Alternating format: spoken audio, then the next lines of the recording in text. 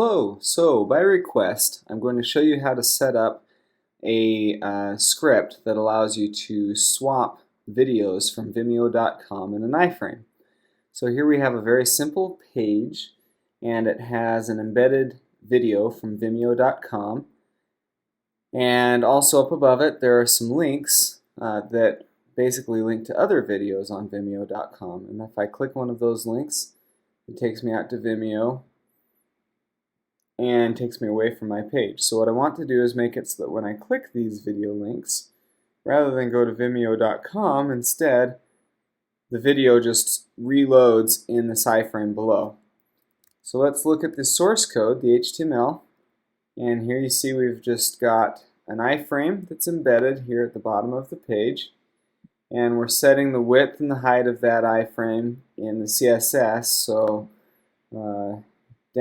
that allows us later on, if we want to do media queries, we can always change that. Then further down we have up around the top of the page we have an unordered list with links to the various videos here.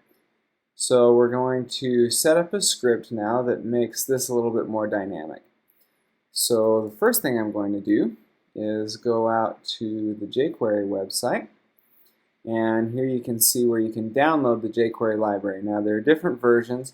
I'm going to download the I guess we'd say the version that's the most widely supported, and that would be this jQuery 1.10.2. So I've downloaded that, I've put it on my in my own folder that I'm working with. I've given it a title. So I'm just going to copy this file name, and I'm going to switch back to my HTML page, and I'm just going to put in a script tag here in the header with the source, that is the file name for the JavaScript file for the jQuery library.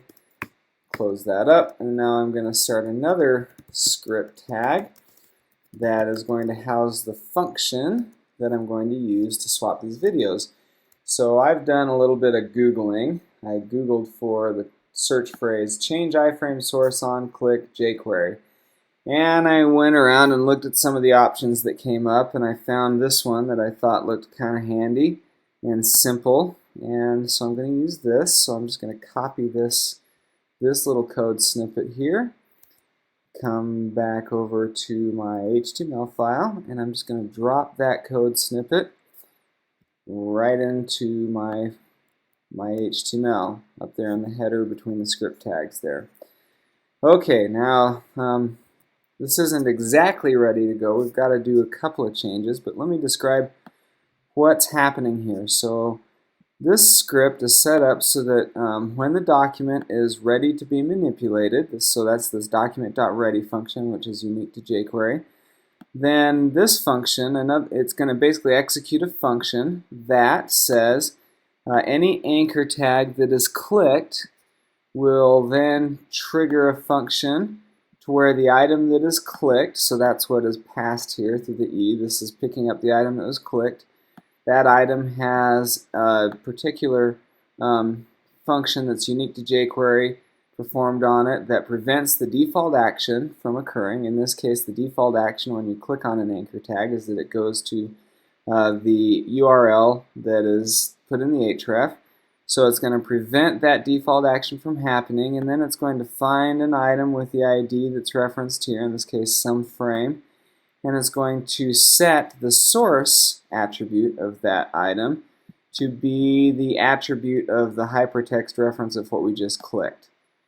So let's just swap some of these values out. We want to be a little bit more specific on targeting our anchor tags, just in case we want to do more with this page and have anchor tags that don't end up manipulating this frame. So we're going to just be looking for any anchor tag that's within the unordered list with an ID of videos.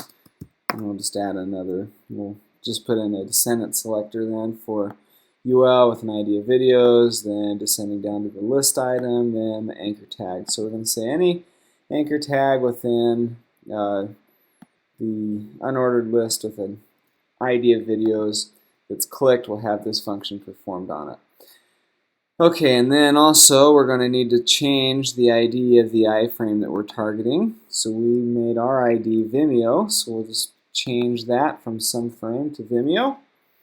And so now we're saying when we click our anchor, then prevent the default action, which will be to go to this Vimeo video on Vimeo.com, and so prevent that from happening, but instead go and find the element with the ID of Vimeo and set its attribute to the hypertext reference of the anchor tag that we just clicked. All right, let's save that. Let's go over to our site and we'll refresh. So I just did a little refresh there from my keyboard.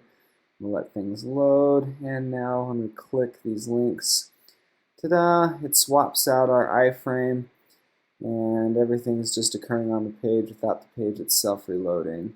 We can click and we can play the video here within the iframe, and everything is hunky-dory. There you go. That's how you do it.